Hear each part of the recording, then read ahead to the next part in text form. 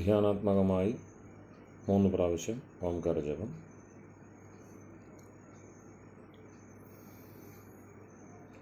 ശ്വാസം നന്നായി ഉള്ളിലേക്കെടുത്ത്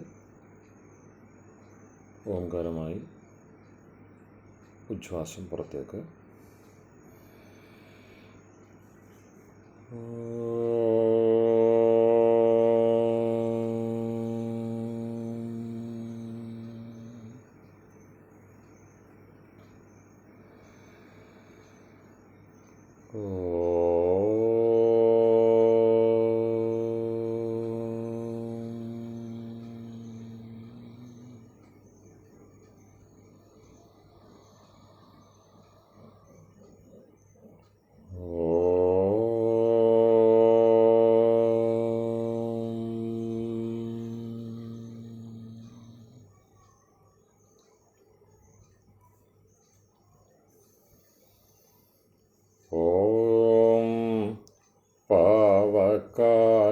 सरस्वती वाजेभिर्वाजिनीवती यज्ञं वष्टु धिया वसु. ഓം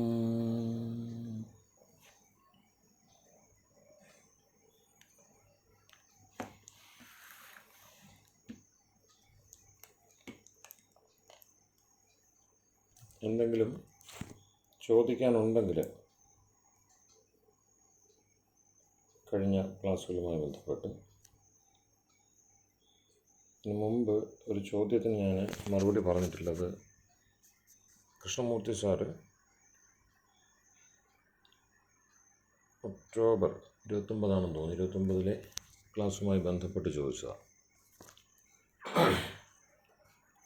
5ാമത്തെ ക്ലാസ്സുമായി ബന്ധപ്പെട്ട്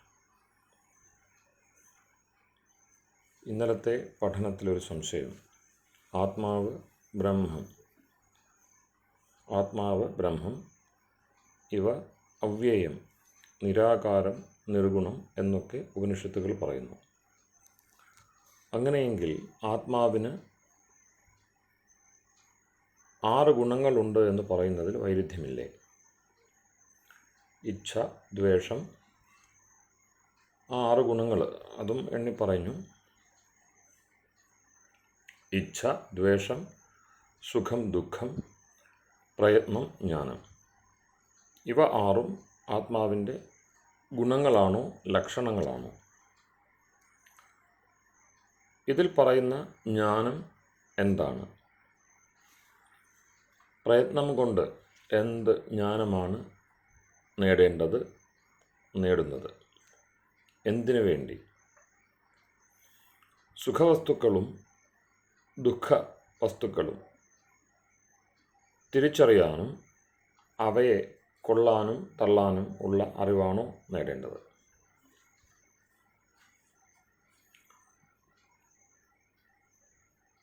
വേദശാസ്ത്രം എന്ന നമ്മളുടെ ഈ മുഖ്യ ചർച്ചാ വിഷയത്തിൽ പ്രധാന കേന്ദ്ര ബിന്ദു ആത്മാവാണ്, ജീവാത്മാവാണ്. ആ വിഷയത്തെ സംബന്ധിച്ച് ന്യായദർശനം ആത്മാവിൻ്റെ അസ്തിത്വത്തെ സ്ഥിരീകരിച്ചുകൊണ്ട് നൽകുന്ന സൂചനകൾ നമ്മൾ കഴിഞ്ഞ ക്ലാസ്സുകളിൽ പങ്കുവച്ചിരുന്നു. ആത്മാവുണ്ട്, അതിന് ഇന്ന ഗുണങ്ങളുണ്ട്. ഒരു വസ്തു ഉണ്ട് എങ്കിൽ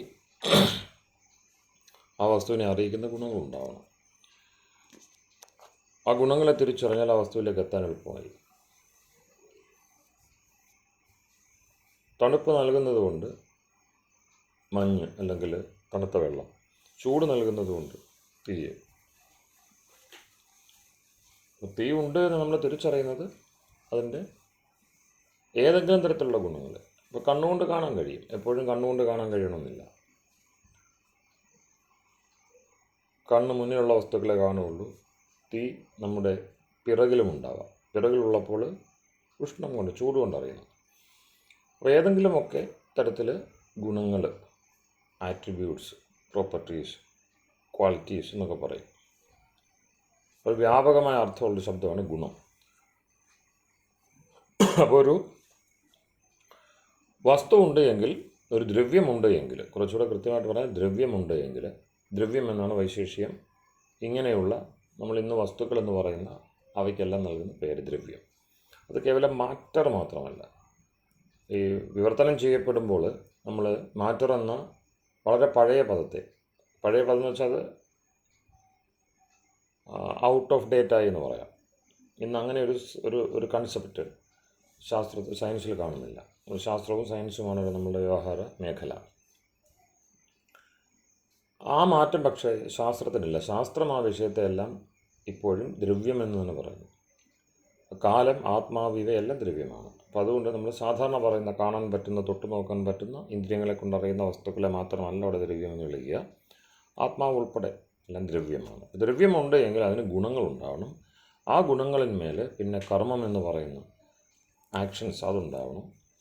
അതിന്മേൽ പിന്നെയും കുറച്ച് വിശേഷപ്പെട്ട കാര്യങ്ങളുണ്ടാവണം. അങ്ങനെ നമുക്ക് അടുക്കി പറയാൻ കഴിയുന്ന, കാറ്റഗറൈസ് ചെയ്യാൻ കഴിയുന്ന അത്തരം വിശേഷങ്ങൾ ഈ ദ്രവ്യങ്ങൾ ഉൾപ്പെടെയുള്ള തട്ടുതട്ടായിട്ട് കിടക്കുന്ന നമ്മുടെ ചുറ്റുമുള്ള നമ്മൾ കൂടി ഉൾപ്പെടുന്ന അസ്തിത്വത്തെ അതിൽ അടയാളപ്പെടുത്തി കാണിക്കുമ്പോഴാണത് വിശേഷങ്ങളുടെ ചിന്തയാവുന്നത്, വൈശേഷ്യമാകുന്നത്. ആ വൈശേഷ്യത്തിൽ ആത്മാവിനെ ദ്രവ്യമായിട്ട് സ്വീകരിച്ചു. അപ്പോൾ ദ്രവ്യമുണ്ട് എങ്കിൽ വൈശേഷികത്തിൻ്റെ നിർവചനം അനുസരിച്ച് അത് ഗുണം ഉള്ളതാകണം. ഗുണത്തിൻ്റെ അധികരണം എന്ന നിലയിലാണ് ദ്രവ്യത്തെ സൂചിപ്പിക്കുന്നത്, സ്വീകരിച്ചിരിക്കുന്നത്.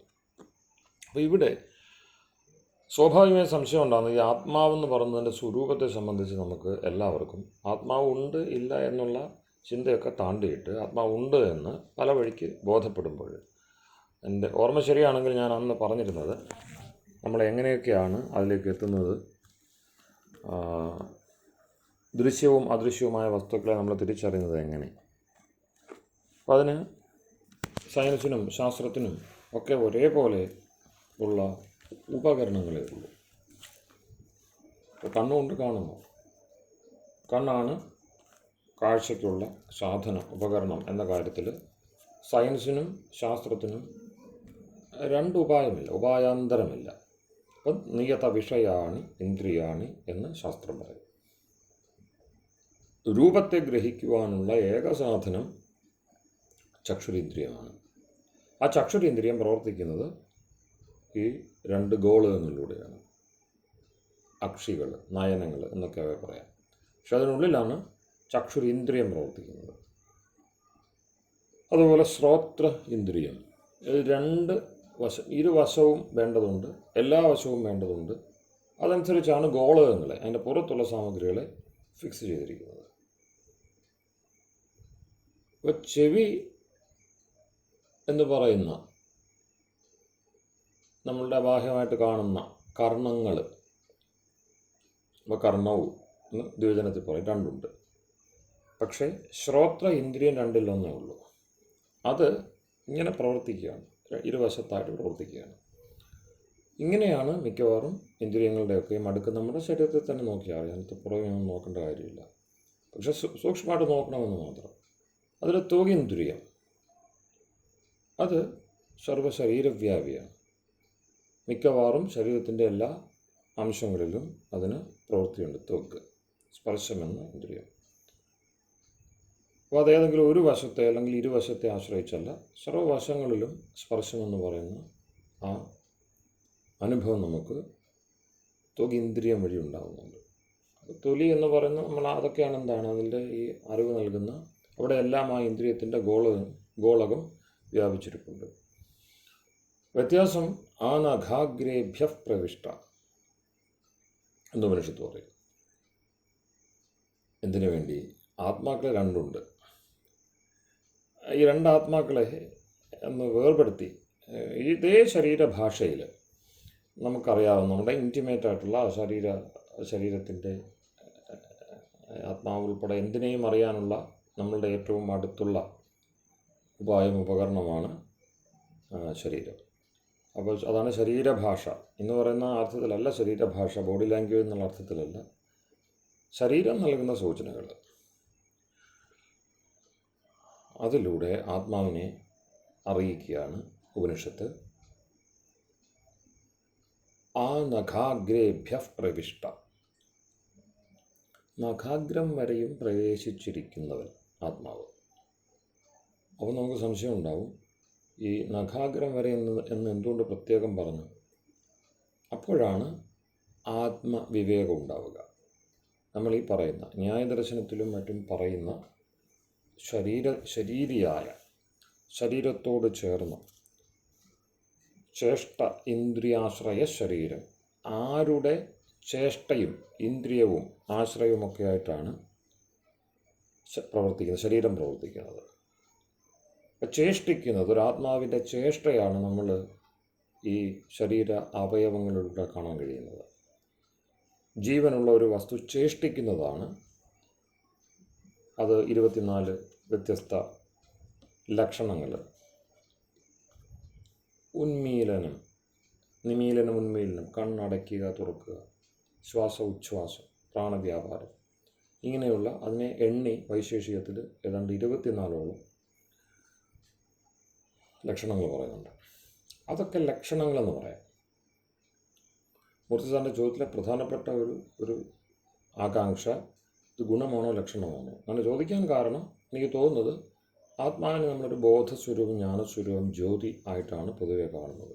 എല്ലായിടത്തും വ്യവഹാരം ജ്യോതി എന്നതാണ്.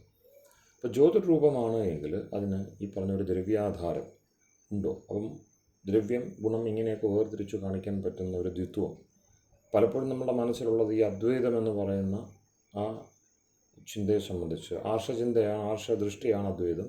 എങ്കിലും അത് ഇന്ന് വളരെ തെറ്റിദ്ധരിക്കപ്പെട്ട നിലയിലാണ് കാണുന്നത്. ഔപനിഷദികമായ, വൈദികമായ അദ്വൈത ബോധം ഇല്ലാത്ത ആളുകൾ എല്ലാം ഒന്നാണ് എന്ന് ചിന്തിക്കുന്നു. അപ്പം ദ്രവ്യവും രണ്ടുണ്ടാകാൻ വഴിയില്ല, ഗുണം രണ്ടുണ്ടാകും. ഇതിനെല്ലാം അവരെന്ത് ചെയ്യുകയാണ്? ഒരു സിംഗുലാരിറ്റിയിലേക്ക്, ഒരു അറ്റ്മോസ്റ്റ് സിംഗുലാരിറ്റിയിലേക്ക് അവരതിനെ ഡെഡ്യൂസ് ചെയ്യുകയാണ്, കുറച്ച് കൊണ്ടുവരികയാണ്. അപ്പോൾ അങ്ങനെ വരുമ്പോൾ ഈ ഗുണം, ദ്രവ്യം എന്നൊക്കെയുള്ള വ്യവഹാരം പോലും അവിടെ അർത്ഥശൂന്യമാണെന്നൊക്കെ പറഞ്ഞുള്ള എഴുത്തുകളൊക്കെ കാണാം. അപ്പോൾ അത് നമ്മുടെ ചർച്ചാ വിഷയമല്ല, അതവിടെ നിൽക്കട്ടെ. അപ്പോൾ ചേഷ്ട ഇന്ദ്രിയാശ്രയ ശരീരം, ഗൗതമൻ ഈ ശരീരത്തെ നോക്കിക്കൊണ്ട് ആത്മാവിനെ അറിയണം, പഠിക്കണം എന്ന് നിർദ്ദേശിക്കുന്നിടത്താണ് ശരീരത്തിൻ്റെ ലക്ഷണം പറയുക. തസ്യ ഭോഗാധിഷ്ഠാനം എന്നാണ് ന്യായ ദർശന ഭാഷ്യകാരൻ ഋഷി വാത്സ്യായനൻ ഈ സൂത്രത്തിന്, ഇത് 1-ാം അധ്യായം 1-ാം ആഹ്നികം 11-ാമത്തെ സൂത്രമാണ്. ചേഷ്ട ഇന്ദ്രിയാർത്ഥാശ്രയ ശരീരം. അപ്പോൾ എന്നിട്ടത് ഓരോന്ന് എന്തുകൊണ്ടാണ് ചേഷ്ടയുടെ ആശ്രയമാകുന്നത് എങ്ങനെ, ഇന്ദ്രിയത്തിൻ്റെ ആശ്രയമാകുന്നത് എങ്ങനെ, അർത്ഥത്തിൻ്റെ ആശ്രയമാകുന്നത്? അപ്പം 3 തട്ടുകൾ അല്ല തലങ്ങളുണ്ട് ശരീരത്തിന്. അത് ചേഷ്ടയുടെ ആശ്രയമാണ്, ഇന്ദ്രിയങ്ങളുടെ ആശ്രയമാണ്, അതുപോലെ തന്നെ അർത്ഥത്തിൻ്റെയും ആശ്രയമാണ്. അത് ചേർത്തുകൊണ്ട് ശരീരം, ആശ്രയമാണ് ശരീരം. എന്തിൻ്റെയൊക്കെ, എങ്ങനെയൊക്കെ? ചേഷ്ട, ഇന്ദ്രിയ, അർത്ഥ. ഇങ്ങനെ ഈ 3 വളരെ വ്യത്യസ്തങ്ങളായ സൂക്ഷ്മങ്ങളായ ആശയങ്ങളെ ചേർത്തുകൊണ്ട് വളരെ ചെറുതായി സൂത്രപ്പെടുത്തിയിരിക്കുകയാണ് ചേഷ്ടേന്ദ്രിയാർത്ഥാശ്രയ ശരീരം. അപ്പോൾ തസ്യ ഭോഗാധിഷ്ഠാനം എന്ന സൂചനയോടുകൂടിയാണ് ഈ സൂത്രത്തെ വാത്സ്യായന ഋഷി അവതരിപ്പിക്കുന്നത്. ആരുടെ? തസ്യ ആത്മന, നേരത്തെ പറഞ്ഞ ആത്മാവിൻ്റെ ഭോഗ അധിഷ്ഠാനം. ഭോഗം എന്താണ്? സുഖം, ദുഃഖം, ഇത് രണ്ടുമല്ലാത്ത മോഹാദികൾ. അപ്പം ഇങ്ങനെ സുഖ ദുഃഖ ദ്വന്ദ്വം.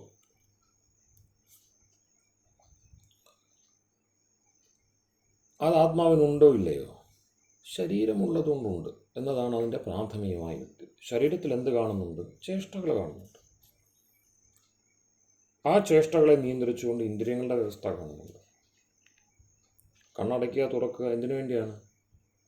കണ്ണുകൾ, ഞാൻ നേരത്തെ പറഞ്ഞ പുറം കണ്ണുകൾ, ഈ ഊനക്കണ്ണുകളിൽ പുറത്തിരിക്കുന്നവ ഗോളകങ്ങളാണ്. അവയിലല്ല കാഴ്ചയിരിക്കുന്നത്, കാണാനുള്ള ഉപകരണം മാത്രമാണ്.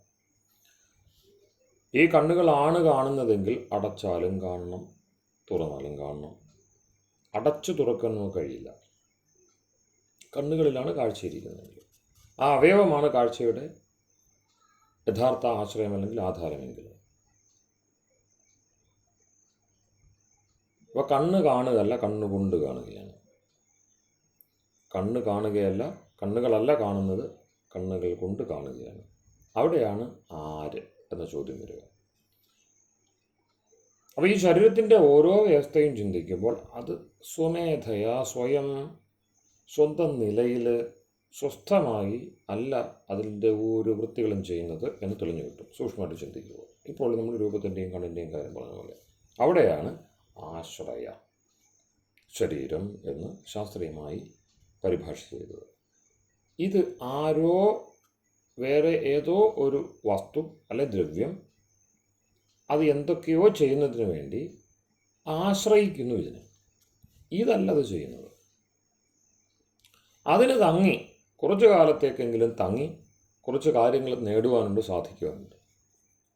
അതുകൊണ്ടാണ് ഇത്രയും വലിയ പ്രധാനപ്പെട്ട ഒരു സൂത്രത്തിന് ഒറ്റ വാക്കിൽ ഭൂമിക ഒരു ഇൻട്രൊഡക്ടറി വേഴ്സ് പറഞ്ഞുകൊണ്ട് തസ്യ ഭോഗ അധിഷ്ഠാനം, ഈ ആത്മാവിൻ്റെ സുഖം ദുഃഖം തുടങ്ങിയുള്ള ഭോഗങ്ങൾ അനുഭവങ്ങൾ അവയുടെ അധിഷ്ഠാനം ആധാരമായിരിക്കുന്നതെന്തോ അതിൻ്റെ പേരാണ് ശരീരം. അപ്പോൾ ശരീരത്തിൽ നേരത്തെ പറഞ്ഞ വൈശേഷ്യത്തിൽ ഞാൻ നേരത്തെ പറഞ്ഞല്ലോ എണ്ണി പറയുന്നുണ്ട് 24 എണ്ണം. കണ്ണ് അടയ്ക്കുക തുറക്കുക തുടങ്ങി. അപ്പോൾ ഈ ചേഷ്ടകളൊക്കെ ആത്മാവ് എന്ന് പറയുന്ന ദ്രവ്യം ഉണ്ടെങ്കിലേ ശരീരത്തിൽ അത് പ്രവർത്തിക്കുകയുള്ളൂ. കാരണം ശരീരത്തിൽ എപ്പോഴും പ്രവർത്തിക്കില്ല. ഉറങ്ങിക്കിടക്കുമ്പോഴും മറ്റും മൂർച്ഛ തുടങ്ങിയുള്ള അത്തരത്തിലുള്ള അവസ്ഥാന്തരങ്ങളിൽ ഒപ്പം മരണാദികളിൽ. അപ്പോൾ മൃത്യു ബാധിച്ചു കഴിയുമ്പോൾ മൃതശരീരം, മൃതൻ്റെ ശരീരമല്ല മരിച്ചത്, ആ മരണത്തിന് നിമിത്തമായത് എന്താണ്? ആത്മാവിൻ്റെ വിയോഗമാണ്. അത് വിട്ടുപോയി. അപ്പോൾ ഇതെന്തായി? ഇത് ശരീരമായിട്ട് തന്നെ ഇരിക്കുകയാണ്. പക്ഷെ എന്തവിടെ ഇല്ല? ശ്രേഷ്ഠ ഇന്ദ്രിയ അർത്ഥ ആശ്രയമാകുന്നില്ല പിന്നെ അത്. അതുകൊണ്ടാണത് അതിനെ നമ്മൾ കത്തിച്ചു കളയുന്നത്. അങ്ങനെ കത്തിച്ചു കളയുന്നതിൽ ദോഷമൊന്നുമില്ല. ഇത്രയും അഹിംസാവാദികളായ ശരീരത്തെ മൃതശരീരത്തെ കത്തിച്ചു കളയാൻ പറയുന്നു. അതിന് കാരണം എന്താണ്? അതിൽ ആത്മാവിൻ്റെ ചേഷ്ടയോ ഇന്ദ്രിയമങ്ങളോ അർത്ഥങ്ങളോ ഒന്നും ആശ്രയിച്ചു നിൽക്കുന്നില്ല എന്നതുകൊണ്ട്. അപ്പോൾ ദ്രവ്യത്തെ ശരീരമാകുന്ന ഒരു വസ്തുവിനെ അല്ലെങ്കിൽ ഒരു വ്യവസ്ഥയെ ആശ്രയിച്ച് പ്രവർത്തിക്കുന്ന വസ്തു എന്ന നിലയിൽ ആത്മാവിനെ നമ്മൾ എങ്ങനെ കാണണം?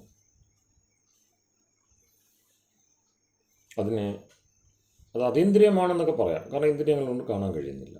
നേരത്തെ നമ്മൾ പറഞ്ഞല്ലോ, രൂപത്തെ കണ്ണുകൊണ്ട് കാണുന്നു. നിയത വിഷയമാണ് ഇന്ദ്രിയാണ്. ഓരോരോ പ്രത്യേക വിഷയങ്ങൾക്ക് അല്ലെങ്കിൽ പ്രകൃതിയിൽ പ്രപഞ്ചമായി നമ്മുടെ മുമ്പിൽ നിൽക്കുമ്പോൾ അതിനെ അനുഭവിക്കുവാൻ വേണ്ടിയുള്ള പ്രത്യേക മുഖ്യ വിഷയങ്ങൾക്കെല്ലാം ഇന്ദ്രിയങ്ങളെ നൽകി. 5 ജ്ഞാനേന്ദ്രിയങ്ങൾ, 5 കർമ്മേന്ദ്രിയങ്ങൾ, അവയുടെ ഒരു അഗ്രിഗേറ്റർ, ഒരു പ്രോസസ്സറായിട്ട്, ഒരു മാനേജറായിട്ട് മനസ്സ്, അതുമായി ബന്ധപ്പെട്ട അനുബന്ധമായിട്ട് അഹങ്കാരം, ചിത്തം, ബുദ്ധി, ഇങ്ങനെയൊക്കെയുള്ള ഈ വ്യവസ്ഥയെല്ലാം ചേർന്ന അന്തഃകരണം. അപ്പം ബാഹ്യകരണം, വിഷയങ്ങളുടെ ബാഹ്യ സ്വഭാവത്തെ ഗ്രഹിക്കുവാൻ വേണ്ടി, വിഷയങ്ങളുടെ ആന്തര സ്വഭാവത്തെ ഗ്രഹിക്കുവാൻ വേണ്ടി അന്തഃകരണം, ബാഹ്യകരണം, ഈ വ്യവസ്ഥ. അപ്പോൾ ഇതെല്ലാം വെച്ച് നോക്കുമ്പോൾ വലിയ ഒരു സിസ്റ്റമാണ് നമ്മളുടെ മുമ്പിൽ കാണുന്നത്. ബാഹ്യശരീരം ഉൾപ്പെടെ എല്ലാം നോക്കുമ്പോൾ വമ്പിച്ചൊരു വ്യവസ്ഥ കാണുന്നു.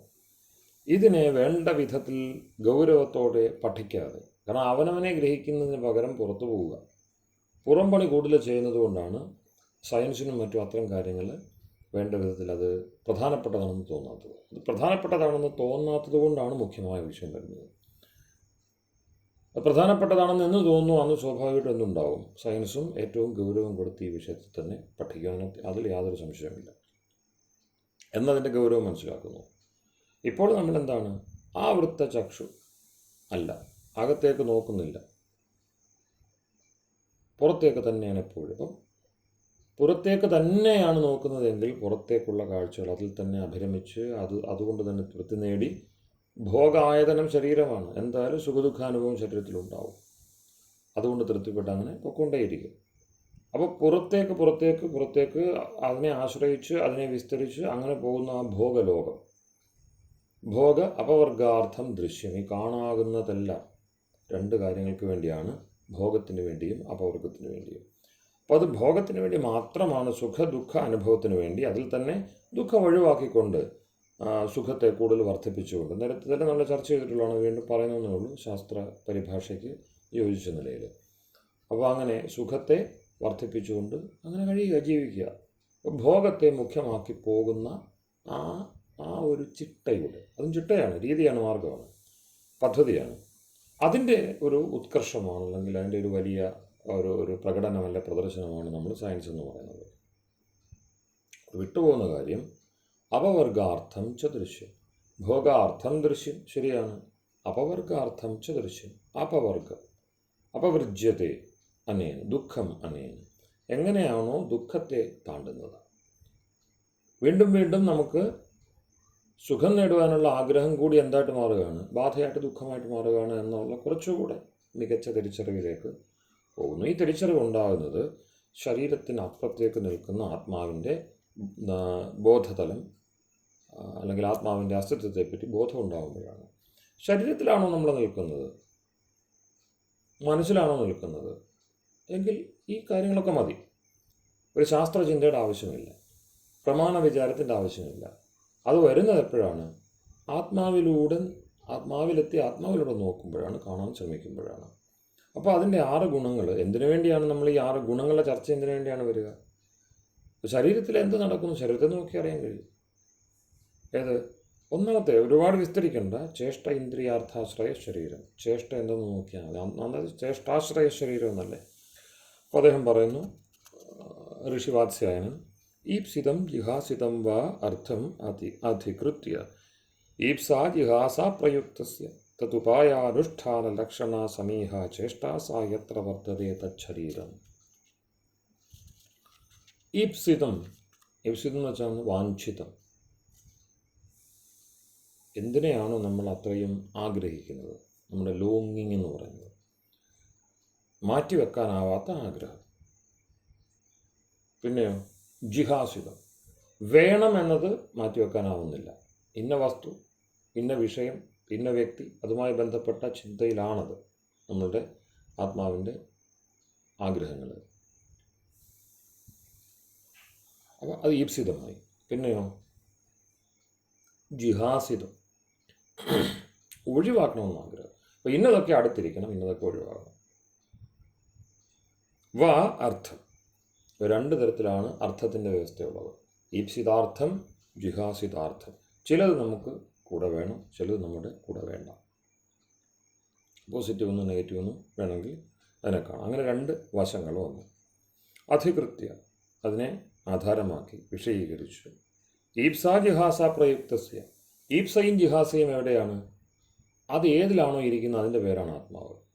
ഈപ്സിതമായത് പുറത്ത്, ആഗ്രഹത്തെ നൽകുന്നത്, നേടിത്തരുന്നത് പുറത്തുണ്ടാവാം. അതൊരു വസ്തുവാവാം, വിഷയമാവാം, വ്യക്തിയാവാം, എന്തോ ആവാം. പിന്നെ ജിഹാസിതവും അതുപോലെ തന്നെ. പക്ഷേ ഈപ്സയും ജിഹാസയും ആ വസ്തുക്കളിലില്ല. ഈപ്സ എന്താണ്, സുഖത്തോടുള്ള, സുഖം നേടുവാനുള്ള, നിലനിർത്തുവാനുള്ള ആഗ്രഹം. ജിഹാസ, സുഖം നിലനിൽക്കണം, ദുഃഖം അതിനോട് ചേരരുത്, ദുഃഖം ഒഴിവാകണം എന്ന ആഗ്രഹം. ഈപ്സ, ജിഹാസ, ഇത് രണ്ടും ജീവൻ്റെ ലക്ഷണമാണ്. ജീവനില്ലാത്ത വസ്തുക്കളിൽ അതില്ല. അത് വളരെ പ്രധാനപ്പെട്ടതാണ്. കാരണം അതിനെ ചുറ്റിപ്പറ്റിയാണ് ലോകത്തിൻ്റെ മുഴുവൻ സഞ്ചാരവും പോകുന്നത്. ഇഷ്ടമുണ്ടായിരിക്കുക, ഇഷ്ടത്തെ സാധിക്കാനാവുക. വെറുപ്പുണ്ടായിരിക്കുക, വെറുപ്പിന്, ദ്വേഷത്തിന് വിഷയങ്ങളുണ്ടാവുക. അപ്പം വെറുക്കാനും ഇഷ്ടപ്പെടാനും ഉള്ള വിഷയങ്ങൾ പ്രപഞ്ചത്തിലുണ്ട് എന്നതിനർത്ഥം എന്താണ്, ഈ 2 ഗുണങ്ങളും പ്രവർത്തിക്കുന്ന ഒരു സംവിധാനം അതിനകത്ത് അല്ലെങ്കിൽ പുറത്ത് അതിനെ ചുറ്റി ഉണ്ടാവും.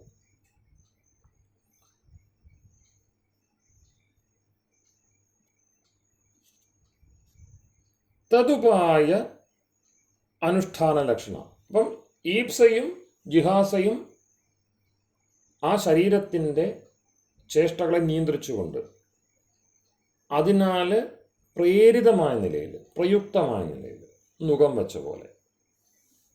അപ്പോൾ ഈ ശരീരത്തിലെ ചേഷ്ട നോക്കിയാൽ അറിയാം, ഒരാളെ നമ്മൾ സൂക്ഷ്മമായിട്ട് നോക്കുമ്പോൾ അറിയാം, ഏത് നിലയിലായിക്കോട്ടെ, ഉറങ്ങുമ്പോഴാവട്ടെ, ആ സമയത്തൊക്കെയും ഒരു പ്രത്യേകതരം ആഗ്രഹം ത്തിൻ്റെ മുഖം വെച്ച നിലയിലാണ് പ്രവർത്തിച്ചുകൊണ്ടിരിക്കുന്നത്.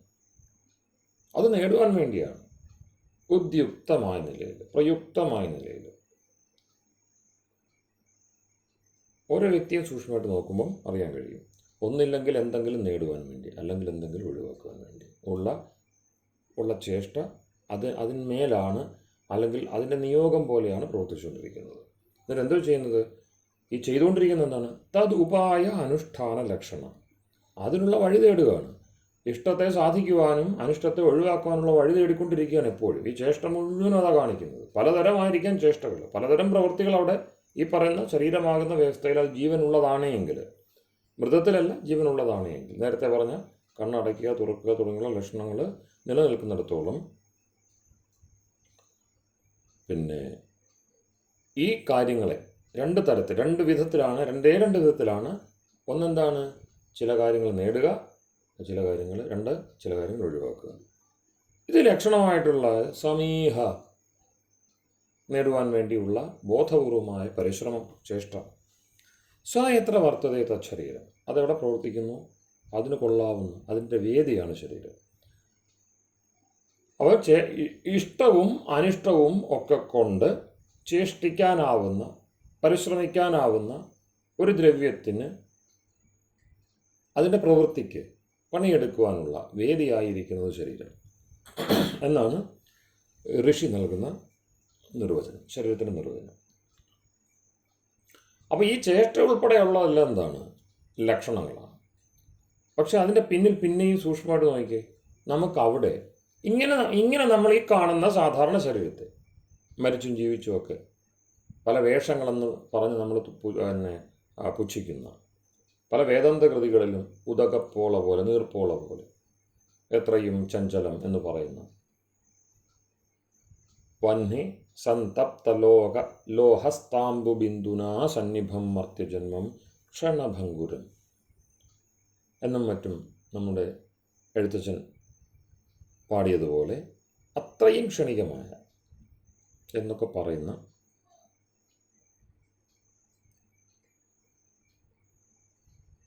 ആ ചേഷ്ടകളൊക്കെയും ഒരു നിത്യവസ്തുവിൻ്റേതാണ് എന്നതാണ് ആ ചേഷ്ടകളെ സൂക്ഷ്മമായിട്ട് നിരീക്ഷിക്കാൻ കാണുന്നത്. ഇതൊക്കെ ക്ഷണികമാണ്, ശരീരം ക്ഷണികമാണ്, ശരീരത്തിൻ്റെ ചേഷ്ടകൾ, അവസ്ഥാന്തരങ്ങളൊക്കെ ക്ഷണികമാണ്. കുറച്ചുകൂടെ കൃത്യമായിട്ട് പറഞ്ഞാൽ ഈ ചേഷ്ടകൾ അല്ലെങ്കിൽ കർമ്മം അത് ക്ഷണികമാണ്. ക്ഷണികമായത് മാത്രമേ ഉള്ളൂ. ബാക്കിയെല്ലാം ഏതെങ്കിലുമൊക്കെ വസ്തുക്കളുടെ, ദ്രവ്യങ്ങളുടെ രൂപാന്തരങ്ങളാണ്, അവസ്ഥാന്തരങ്ങളാണ്. ആ വസ്തുക്കൾ അവയുടെ ഗുണങ്ങളെ പുറത്തേക്ക് കാണിക്കുന്നു, അകത്തേക്ക് പിൻവലിക്കുന്നു. ആവിർഭാവം, തിരോഭാവം എന്ന് പറയാം.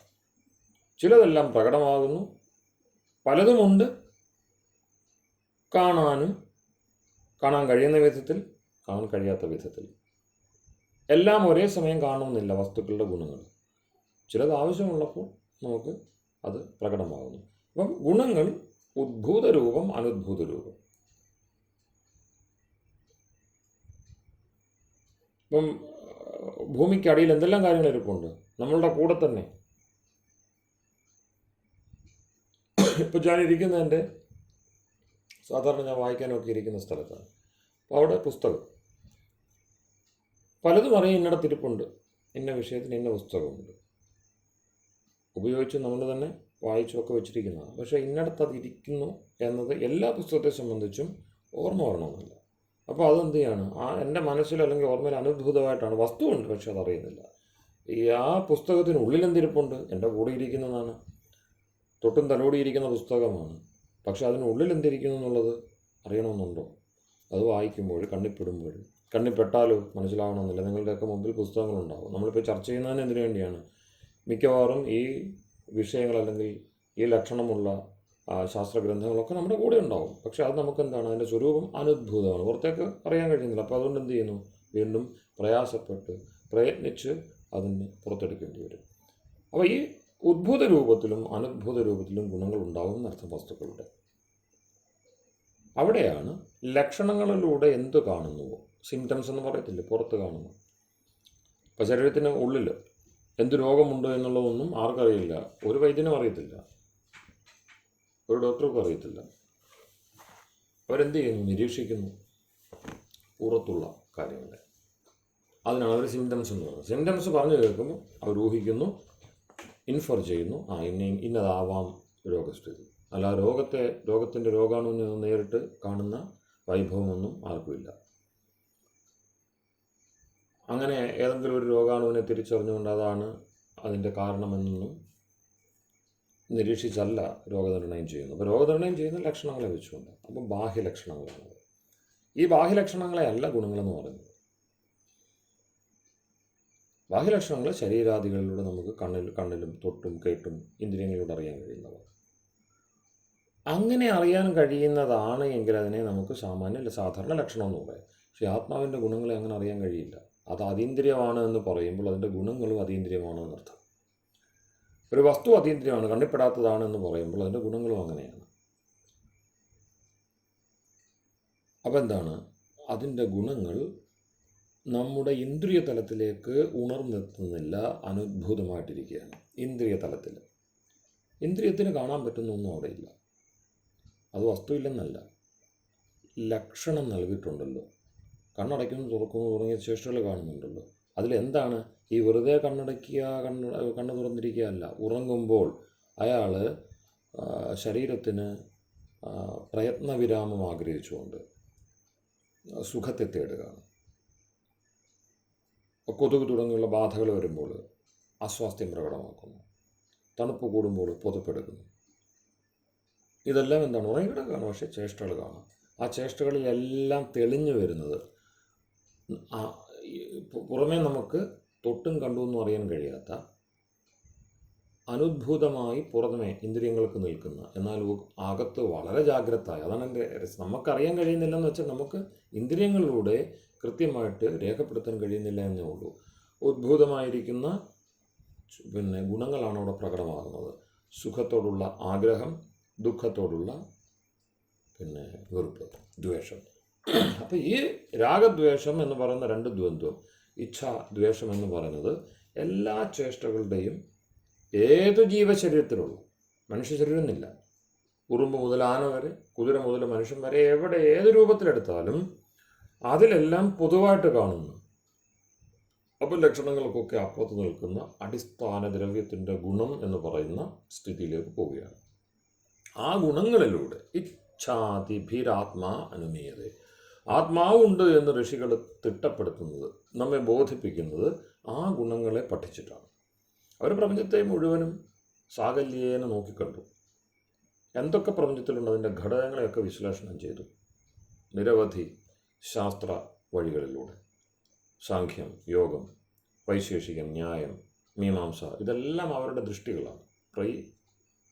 നമ്മൾ അടങ്ങുന്ന, ഉൾക്കൊള്ളുന്ന ബൃഹത്തായ അസ്തിത്വത്തിൻ്റെ മേഖലകളിലേക്ക്, വ്യത്യസ്ത തലങ്ങളിലേക്ക്, ആയാമങ്ങളിലേക്ക്, ഡൈമെൻഷൻസിലേക്കൊക്കെ അവരുടെ ദൃഷ്ടി പോയി. ഈ മുൻ ക്ലാസ്സുകളിൽ തന്നെ ഞാൻ നിരുക്തത്തിൽ നിന്ന് ഉദ്ധരിച്ചിട്ടുള്ളതാണ്. ഈ മന്ത്രവുമായി ബന്ധപ്പെട്ട മന്ത്രത്തിൻ്റെ മനന സാഹിത്യവുമാണ് വൈദിക സാഹിത്യം എന്ന് പറയുന്നത്. മൂലത്തിൽ മന്ത്രമുണ്ടാകും. ആ മന്ത്രത്തിൻ്റെ അർത്ഥാന്തരങ്ങളിലേക്ക്, അതിൻ്റെ വ്യത്യസ്തങ്ങളായിട്ടുള്ള ആവശ്യമനുസരിച്ചുള്ള ദൃഷ്ടികളിലേക്ക്, വ്യാവഹാരികമെന്നോ പാരമാർത്ഥികമെന്നോ ഒക്കെ പറയാവുന്ന അർത്ഥഭേദങ്ങളിലേക്ക് ഒക്കെയുള്ള സഞ്ചാരമാണ് വ്യാഖ്യാന സാഹിത്യം. പിന്നീട് കാണുന്ന ശ്രുതി, സ്മൃതി എന്നൊക്കെ പറഞ്ഞ് ബൃഹത് വിസ്താരം നേടിയിരിക്കുന്ന വലിയ വൈദിക വാങ്മയം. അപ്പോൾ അതൊക്കെ അവരുടെ ദൃഷ്ടികളാണ് എന്ന് നിരുക്തകാരൻ പറയും. ഉച്ചാവചേഷു അർത്ഥേഷു ഋഷീണാം മന്ത്രദൃഷ്ടയോ ഭവന്തി.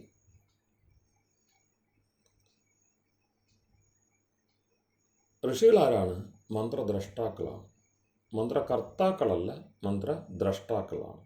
മന്ത്രദ്രഷ്ടാർ ഋഷയോ മന്ത്രദ്രഷ്ടാര.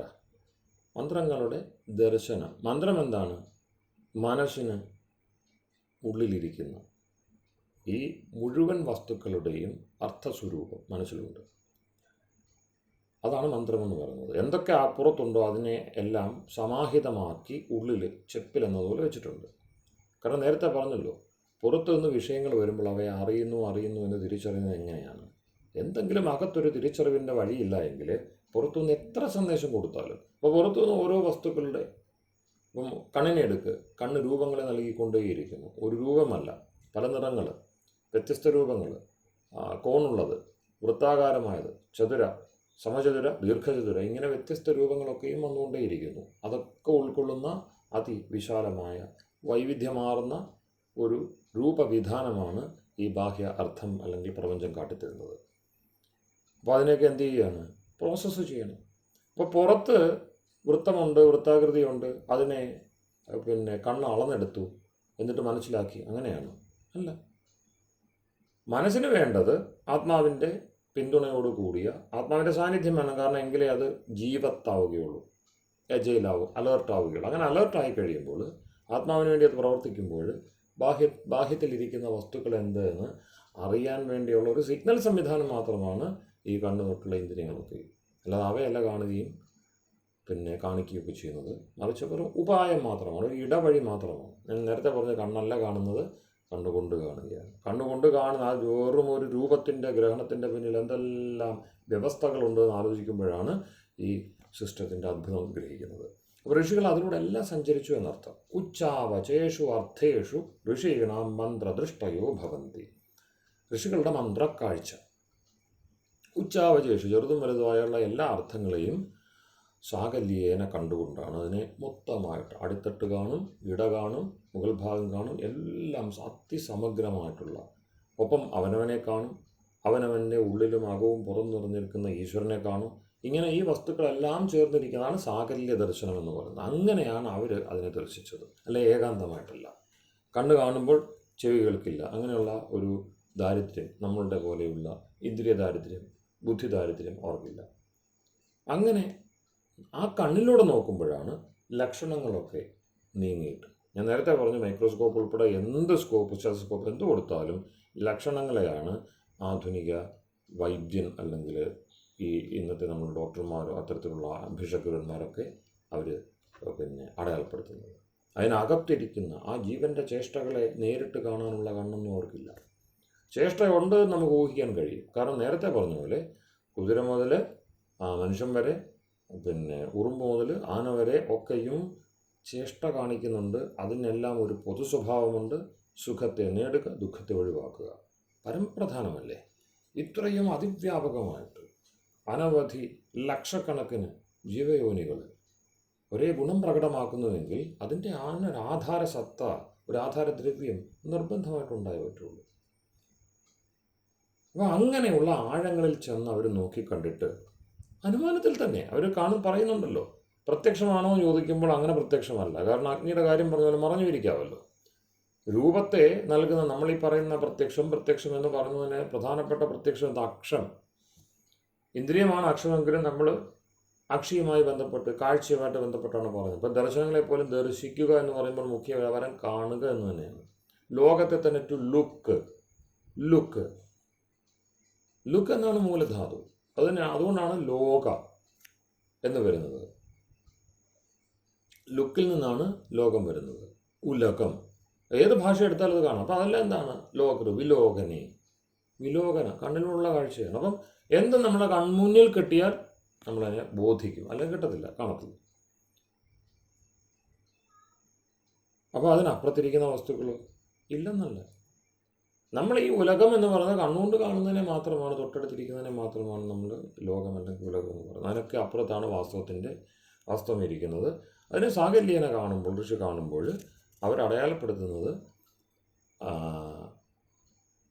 ഈ ഗുണങ്ങളെ നേരിട്ടാണ്, ലക്ഷണങ്ങളെയല്ല.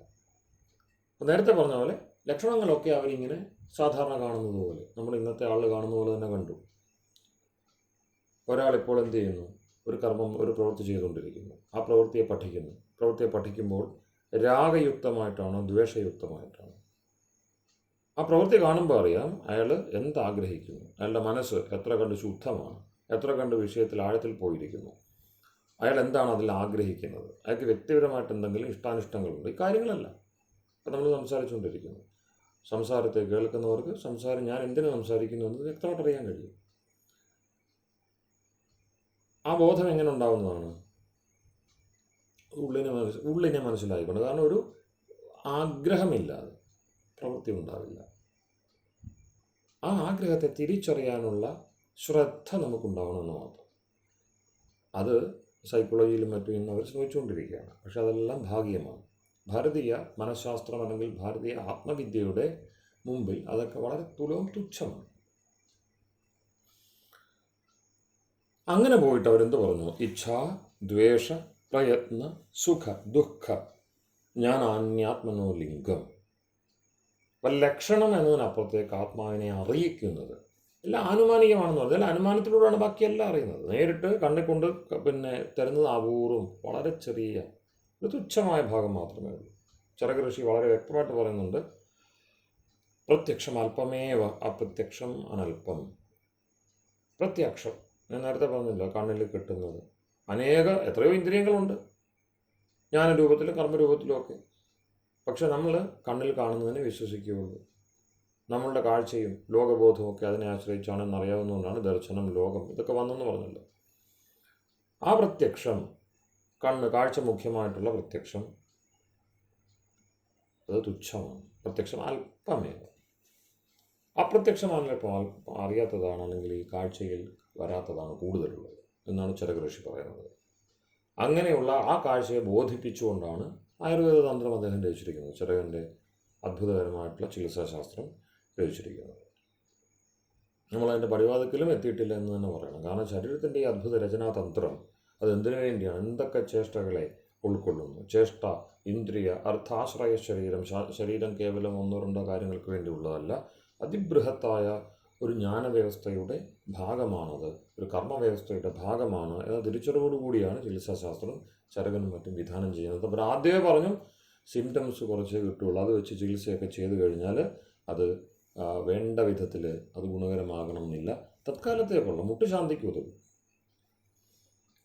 അതുകൊണ്ടാണ് ആദ്യമേ പറഞ്ഞു പ്രത്യക്ഷം അല്പമേവ അപ്രത്യക്ഷം അനൽപ്പം. ഈ ശരീരത്തിൻ്റെ ചികിത്സ ഉൾപ്പെടെയുള്ള കാര്യങ്ങളിലും അതേ നിയമം പ്രവർത്തിച്ചു കൊള്ളണം. പ്രത്യക്ഷമായത് വളരെ ചുരുക്കമായത്, അപ്രത്യക്ഷമായത് വളരെ ഏറെ. അപ്പോൾ ആ ഒരു അവസ്ഥ കണ്ടുകൊണ്ട് വേണം നമ്മൾ പ്രത്യക്ഷത്തിൽ ഊന്നിക്കൊണ്ടുള്ള പ്രവൃത്തികൾ, ലക്ഷണങ്ങളെ വെച്ചുകൊണ്ടുള്ള ചികിത്സാദികളെ പ്രവൃത്തികൾ ചെയ്യുവാൻ. അപ്പോൾ നേരത്തെ പറഞ്ഞു അഗ്നിയുണ്ട് എന്നത് കാഴ്ചയുടെ രൂപത്തിൻ്റെ അതാണല്ലോ പറഞ്ഞു വന്നത്. രൂപത്തെ ആശ്രയിച്ചാണ് നമ്മളുടെ ഈ ലോകവ്യവഹാരമൊക്കെ ഇരിക്കുന്നത്. ആ രൂപത്തെ നൽകുന്നത്, വെളിപ്പെടുത്തുന്നത്, അല്ല അതുമായി ബന്ധപ്പെട്ട ഭൗതിക വസ്തുവാണ് അഗ്നി, തേജസ്. അതുണ്ടെങ്കിലേ രൂപഗ്രഹണം സാധിക്കുകയുള്ളൂ. അപ്പം രൂപഗ്രഹണകാരകമായ വസ്തു അഗ്നി, അതും അറിഞ്ഞിരിക്കാമല്ലോ. അതും അറിഞ്ഞിരിക്കാം. പർവ്വതത്തിന് ഉള്ളിൽ, പർവ്വതത്തിൻ്റെ പ്രാന്തങ്ങളിൽ നമ്മളുടെ കാഴ്ചയിൽപ്പെടാതെ അഗ്നിയുണ്ട്. ആ അഗ്നിയുടെ ഗുണം എന്താണ്? ദാഹകത്വം തുടങ്ങിയുള്ളത്. അത് കത്തിച്ചുകൊണ്ടിരിക്കുകയാണ്. ഒരുപക്ഷെ നമ്മുടെ വീടാകാം, ബന്ധുവിൻ്റെ വീടാകാം. പുക കണ്ടു, അനുമാനിച്ചു. പുക എന്താണ്? ലക്ഷണം. അത് അഗ്നിയുടെ സഹജ ഗുണമല്ല. സഹജ ഗുണമാണ് കത്തുക, കത്തിക്കുക, സ്വയം കത്തുക, കത്തിക്കുക. അതാണ് അയന്ത ഇദ്മ ആത്മ. ആ മന്ത്രത്തിൽ അഗ്നിയുടെ ഈ ലക്ഷണങ്ങളൊക്കെ നമുക്ക് കാണാം. ഇത്ഥ ചേത്ഥ വർദ്ധയ, കത്തുക, കത്തിക്കുക, ജ്വലിക്കുക, ജ്വലിപ്പിക്കുക, സ്വയം വർദ്ധിക്കുക, വർദ്ധിപ്പിക്കുക, ഇതൊക്കെ അഗ്നിയുടെ ഗുണങ്ങളാണ്. അപ്പോൾ ഇങ്ങനെ ഈ മട്ടിലുള്ള അതിൻ്റെ സഹജ ഗുണങ്ങളല്ലല്ലോ നമ്മൾ കാണുന്നത്. അതുകൊണ്ടാണ് നമുക്ക് ഉറപ്പാക്കാൻ പറ്റാത്തത്. അഗ്നി ഉണ്ട്, അത് അഗ്നിയാണ്, പർവ്വതത്തിലുള്ളത്, ആ വലിയ മലയിൽ ഇപ്പോൾ നമുക്ക് പുക ഉണ്ടാക്കിക്കൊണ്ടിരിക്കുന്ന അഗ്നിയാണെന്ന് തിട്ടപ്പെടുത്താൻ കഴിയാത്തത് അതുകൊണ്ടാണ്. അതേസമയം പുകയുണ്ട്, അതെന്താണ്? മറ്റു വസ്തുക്കളോട് ചേർന്നുകൊണ്ട് അത് എന്ത് ചെയ്തു? അവിടെ ഇന്ധനം എന്ന് പറയുന്നത് അഗ്നി, അതിൻ്റെ ആശ്രയമായിട്ടിരിക്കുന്ന വസ്തു നനവുള്ളതായിരുന്നു, അതുകൊണ്ട് അവിടെ പുക വന്നു. അത് അഗ്നിയുടെ സഹജ ഗുണമല്ല, പക്ഷെ അഗ്നിയുടെ ലക്ഷണമാണ്. അതുപോലെയാണ് നേരത്തെ ചേഷ്ടകളും മറ്റും. ഈ ശരീരത്തിൽ ഇപ്പോൾ ആത്മാവുണ്ട് എന്നുള്ളതുകൊണ്ടാണ് അത് സംസാരിച്ചുകൊണ്ടിരിക്കുന്നത്, അത് കണ്ടുകൊണ്ടിരിക്കുന്നത്, പറഞ്ഞുകൊണ്ടിരിക്കുന്നത്, കേട്ടുകൊണ്ടിരിക്കുന്നത്. അത് ലക്ഷണം. അത്രയേ ഉള്ളൂ ഈ സിംറ്റംസ് എന്ന് പറയുന്നത്. അത് പ്രത്യക്ഷത്തിന് യോഗ്യമാണ്. പക്ഷെ അത് എന്തിൻ്റെ സൂചനയാണ്? അപ്രത്യക്ഷമായ കൂടുതൽ ആഴത്തിൽ നിലകൊള്ളുന്ന മറ്റൊരു വസ്തുവിൻ്റേതാണ്. അപ്പോൾ കർമ്മം എന്ന് പറയുന്നത് അനിത്യമാണ്. കർമ്മം അനിത്യമാണ്, ക്ഷണീയമാണ്. നമ്മളുടെ ആഗ്രഹവും അതുപോലെ തന്നെ ആഗ്രഹമില്ലായ്മയും, അതായത് ഇഷ്ടവും അനിഷ്ടവും ഒക്കെ ഈ കർമ്മത്തെ ആ ചെറിയ ഒരു പരിവൃത്തത്തിലിരിക്കുന്നു എന്നതുകൊണ്ട് ലോകം തന്നെ ക്ഷണീയമാണ് എന്ന് പ്രഖ്യാപിച്ചു ബുദ്ധമതക്കാരും പറ്റും.